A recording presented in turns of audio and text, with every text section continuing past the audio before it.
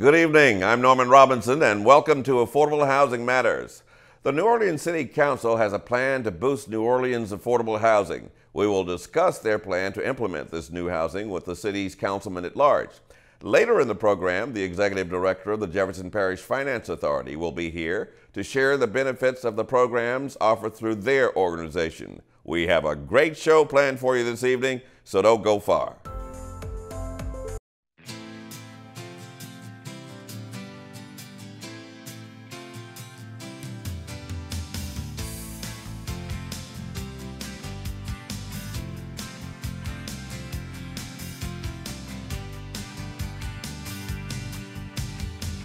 Saturdays at 2 p.m.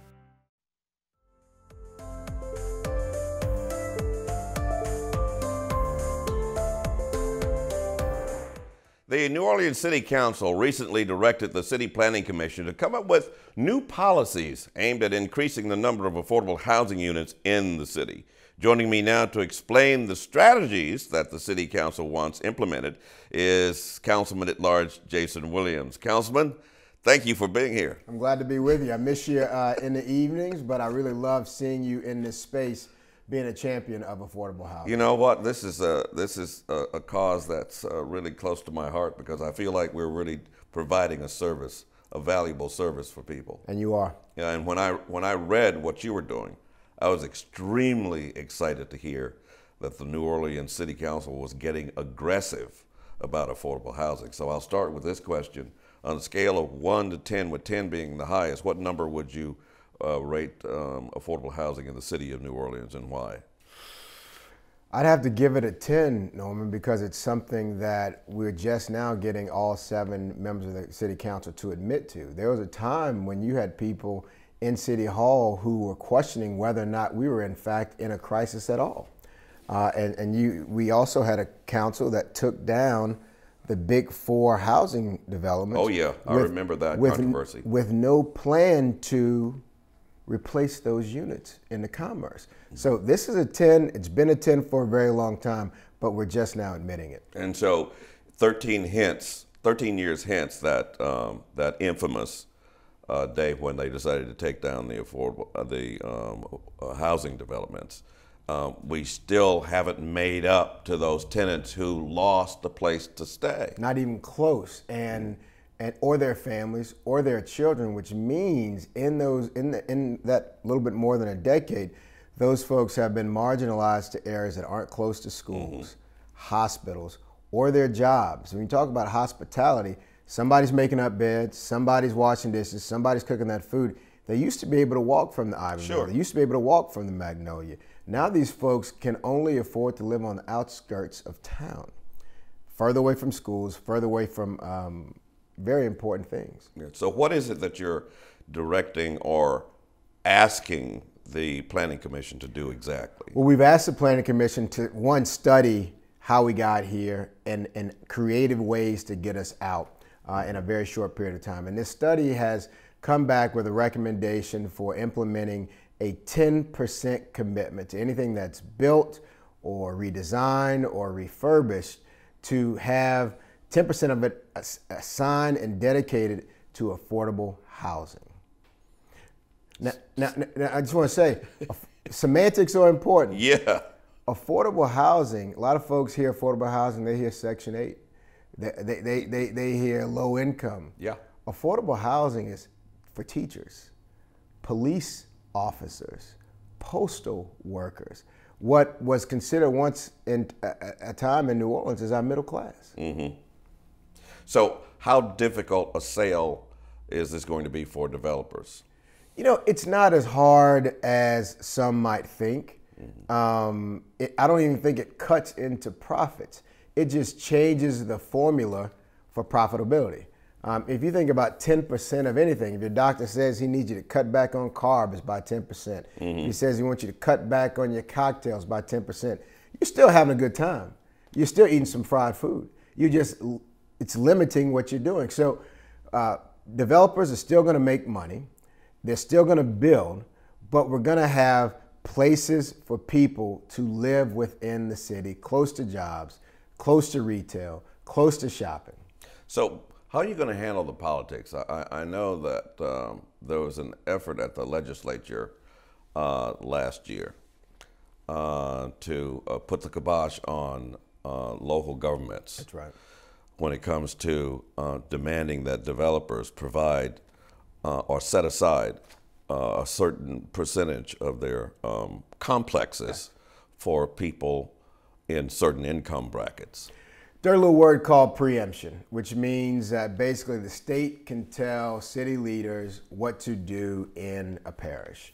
And we are dangerously close to the time clock running out on us to be able to create rules that are good for the people of the city. Now, today we're talking about affordable housing, but that preemption piece applies to almost anything. Right. But today we're talking about affordable housing.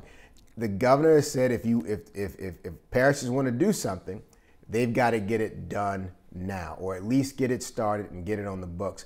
So we're working with delegations, I'm working with delegations, not just our New Orleans delegation, but also parish leaders in other parishes, because they also have things they need to do for their constituents.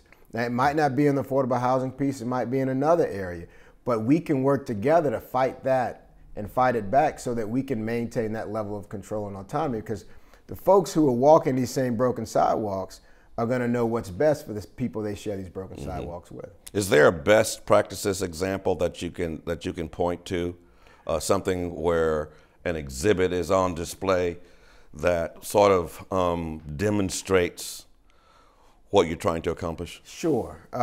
New York is probably the most glaring example of what is designed as rent control. Just basically making sure that people don't get outpriced of the most desirable areas. And it's a very small percentage of folks, and it's worked in New York for a very long time. But if you look to the West Coast in San Francisco, where prices of everything are through the roof, developers have focused on looking at mixed use, mixed income facilities that look really high end from the outside, but they might use a different materials for the countertops, a lower cost refrigerator or appliance for some units. So when you look at the door to a unit, it looks the same for a millionaire as it does for a school teacher. And it allows there not to be a stigma with income. And I think those are the best practices in terms of what can work. You mentioned the word exhibit, though. There's a really great exhibit at the Tulane Small Center right there in Central City. It's called Undesign the Red Line, right? That's an interesting name for it. It really is interesting because it's talking about redlining in this country, how it came to be, the public entities that were pushing it and the private entities that benefited from it. Basically creating housing opportunities for white GIs coming back into the country. But it also talks about how there's a concerted effort to say, well, if blacks move into this area, then the property value is going to go down. So you have people who did not consider themselves racist, now concerned about their property value based upon who's going to live next to them.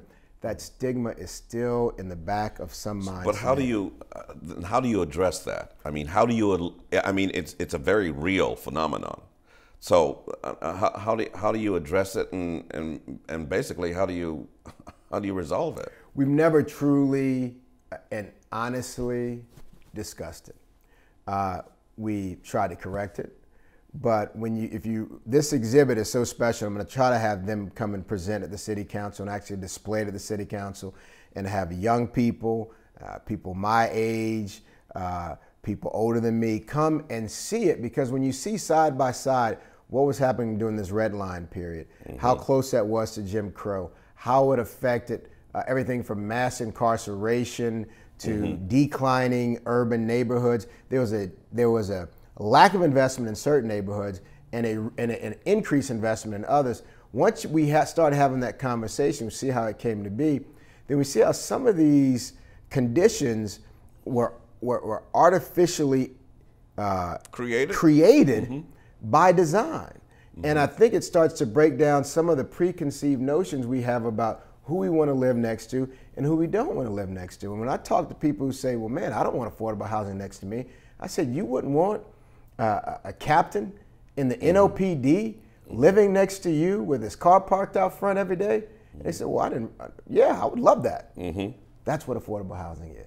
Yeah, they're thinking in terms of, I guess, people who are down on their luck. They're thinking about someone down on their luck with using welfare, without a job, getting a voucher. Now that is low income housing, and we have to deal with that as well, but it is wholly different from affordable housing. If a teacher makes somewhere between $30,000 and $40,000 a year, she can't afford to live in the city right now. And all we're saying is, let's make it affordable for our teachers. Let's make it affordable for the police. So what is going to be the hardest sell to that hypothetical person who would have to live next door to somebody in an affordable unit, or to the developer who's building the facility? I think it's for the developer. I think it's for the developer because they have used a model and formula that has proved profitable for them for a number of years. So folks don't like to change. And people in New Orleans don't change anything. That's true. But they're like, look, this is how we make our money. And so now they're being asked to go back to the lab and come up with a different formula, with 10% being for affordable housing. If they do that, and whether they increase the cost for the high-end units or decrease the cost of materials for the affordable units, they can make their money and still make the same money. The folks living next to the affordable units, I don't believe they're going to even know, Norman. When you see a police officer, you see a post, when you see somebody who's middle, they're not even going to realize that the unit next to them is an affordable unit, if it's done properly, if it's done the way it happens in New York and the way that they've been able to do it in San Francisco. So we're basically talking about giving refuge to the middle class that's been priced out of housing in the city. That's it. Unfortunately. That's exactly what we're talking about, because you look at Hurricane Katrina, and of course we're far enough from it that we can't live in this triage space of just patching things up. But there's no more federal dollars going to be coming down here for a very long time. We've got a crisis not just with housing, but also with drainage, with the Sewage and Water Board. And so looking at other areas that we can reduce costs, reduce the cost of utilities, making sure that we are handling water properly so people don't find themselves spending money to repair a car damaged by flooding or home damaged by flooding. And increasing wages. That's the other part of this. We have to make sure that we're figuring out ways to create new job opportunities so that people can afford to pay market rate for homes. Last question. How long do you think it will take this particular plan that you have in mind to be implemented? I think we can implement it in this calendar year, but I don't think it is not a fix that we can see the dividends and see people coming back to the city in that same year. It took us over a decade to get here. Right. It took us decades to create the mentality that is pushing against this, but I think we can get it started, and I think we can start breaking down the barriers of the stigma of what affordable housing is in simply 1 year. All right, well, come back and we'll talk about this some more. I look forward to it. All right, thank you, Councilman Jason Williams, Council Member at Large for the New Orleans City Council. Glad to have you here. Always good to see you, Norman. All right, take care. Coming up next on Affordable Housing Matters, the Jefferson Parish Finance Authority will discuss the different benefits that they have to offer potential home buyers. More to come right after this break.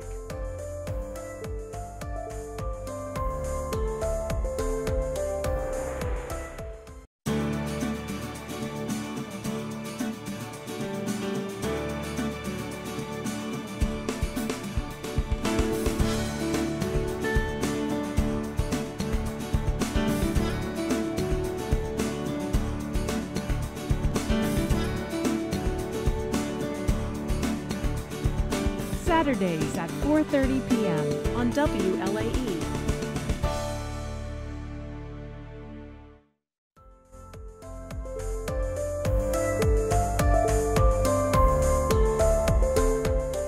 Welcome back. The Jefferson Parish Finance Authority's mission is to provide financial assistance to Jefferson Parish residents and the surrounding parishes for home ownership and thereby enhance the parish's economic development. Joining me now to tell us how they plan to accomplish their mission is Ms. Valerie Brolin, who is the Executive Director of the Jefferson Parish Finance Authority. Welcome, Ms. Brolin, to Affordable Housing. Thank you very much. We're excited to have you here. Thank you. Especially after reading some of the background on this exciting finance program. So let's get right to it. What is the Jefferson Parish Finance Authority?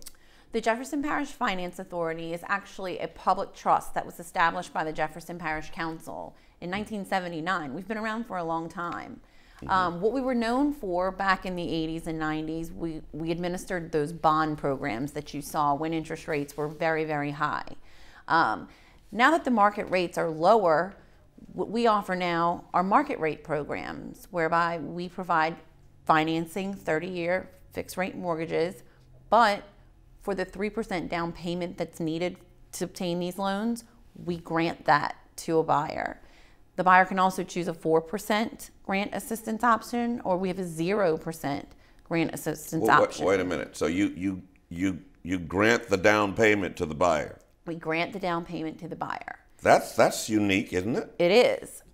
We loan up to 97% of the value, and then the 3% down payment required for our loans, the Finance Authority grants that it does not need to be paid back. There is no second lien on the property where you might see a soft second mortgage on some financing programs. We have no second lien on the property, and there are no restrictions in that the buyer's not required to live there for a certain number of years or anything like that that's commonly seen. This almost sounds like it's too good to be true. It really is a wonderful opportunity, and sometimes I call it the best kept secret because people don't realize that our programs offer someone the opportunity to get to the closing table with having very little cash saved up. You know, it's hard to have a savings sometimes when you have a lot of bills, or like me, you know, student loans and things like that. So give me an example of who might benefit from this kind of program. So you may have someone who recently graduated from college and got a great job. However, they've taken out a ton of student loans in order to advance their education, and so they're paying on those, and they don't have a big savings for a big 20% down payment or 10% down payment or even a 5% down payment. So they would come to see one of our partner lenders, and our partner lender would qualify them for the program. And so they go through the same process of home buying that everyone else does. However, when they get to the closing table, when they get their financing, we bring to them the 3% grant that's needed for them to get into their home. Someone else who might look like that is a family who, again, it's a mom and a dad, and they have young children, and daycare expenses are through the roof, and so is every other bill.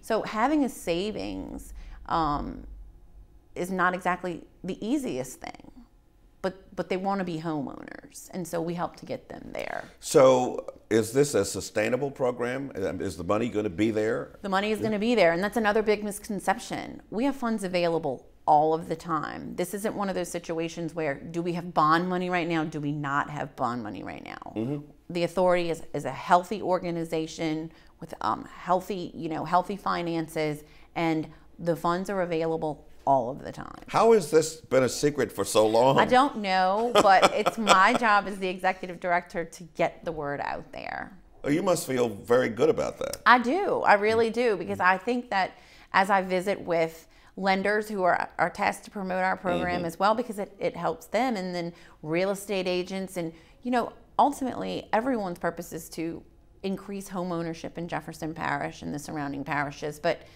when people hear about our program, they get very excited, and they too ask that same question: how did we not know? How did we not know about this? And so the question arises along with that is affordable housing important for all buyers?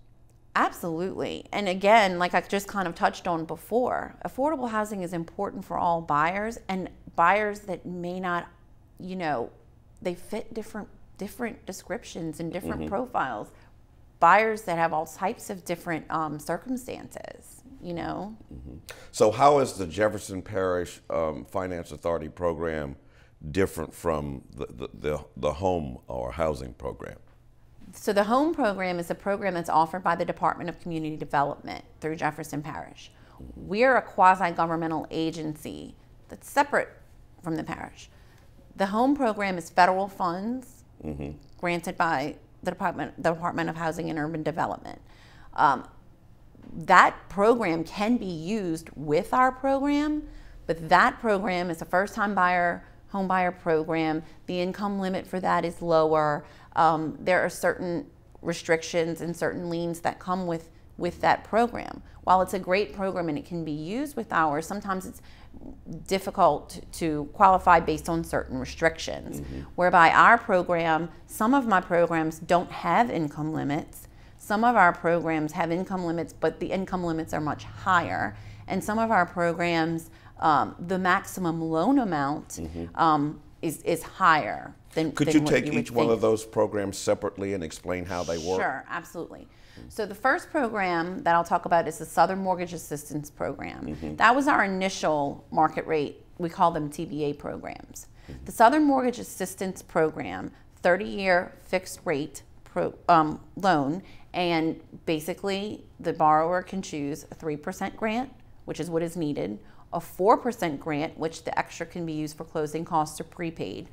And what comes with that is FHA guidelines. So this is your FHA, VA, and USDA rural development loans. This program for FHA, basically you have an income limit of $75,000. Okay. You have a maximum loan amount of $294,000. But again, that's pretty high. The borrower can have a minimum credit score of a 640, and really? It's available in Jefferson, St. Tammany, St. Charles, and St. Bernard parishes. So again, you know, the income limit is higher, the loan amount is higher, there's no lien and very little restriction, and the grant does not have to be repaid. So that's that program. Okay. Then we have a conventional product, and that is the Lagniappe Advantage program. The Lagniappe Advantage program is a conventional mortgage, and what that has is even less restrictions. So that's 30-year fixed rate. The borrower can choose 3% down payment assistance, 4% down payment assistance, but they have a 0% option, which a lot of people are like, what do you mean a 0% grant? What that means is that they get $0 in terms of grant funds, but they get a preferred interest rate. So their interest rate will be lower. So that borrower might look like someone who does have some cash to go to the closing table, but they would take that option because they want a lower interest rate. Again, that one has, you know, no lien, and that one has no income limit. That one, zero income limit. No matter what. No matter what. And the maximum loan amount for that program goes up to $453,000. So it's very much less restrictive than. So what's the how should I say? What is the objective of a program like that? An objective of a program like that, I mean, it provides affordable housing, of course, and that's the initiative, and you know, bringing home ownership and economic development. But a program like that expands its parameters for borrowers, just like what I explained before. Maybe you're a student and you don't have a lot of money saved up, but you get this great job and you're making this money, but you're like, but I have lots of bills and loans to pay back. You know, a couple just starting out, maybe they have young children. Not a lot of savings, but they have jobs with higher incomes, but lots of bills. You know, it's meant to accommodate, you know, individuals like that. And the third program, the JPFA?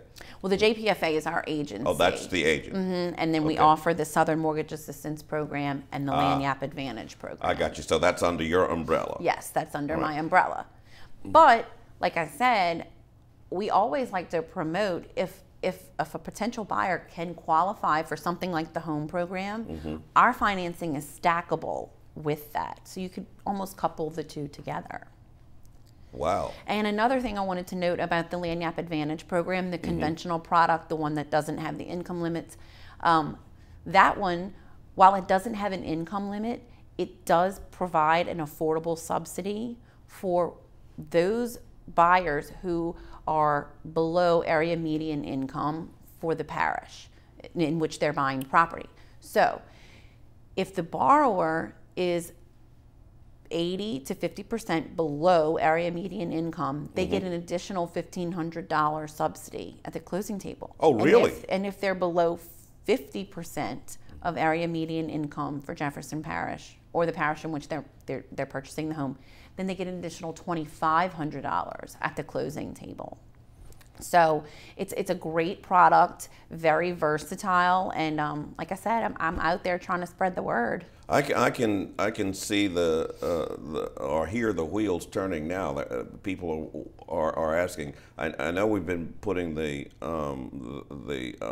internet or web page address on the screen, but there are people who may not have computers, but they have telephones. Is there a phone number that they can? Yes, you can give us a call. Our number, we're at 504-736-6311. You can visit my website. We're on Facebook. We're on Twitter. We're on Instagram. Like I said, I'm exercising any avenues I can to just get the word out about our great products. And some of the benefits, I didn't even get to. Our Lagniappe Advantage program has the lowest mortgage insurance rates in the state. Really? Yes. So again, mortgage insurance is based on credit score. And so, the lower your credit score, the higher your mortgage insurance. Well, if you go through us, you can get that lower mortgage insurance and cut your note by a couple $100s.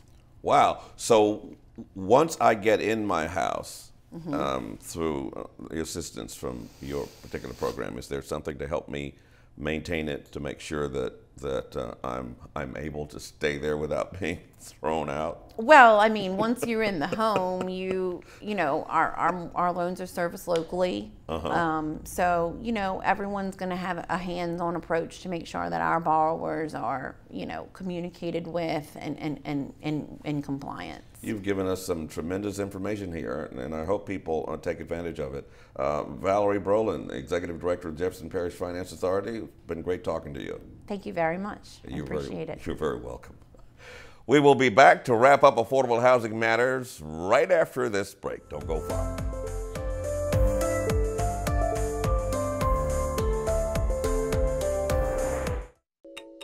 You're watching WLAE, New Orleans Public Television. Find us on Facebook and follow us on Twitter.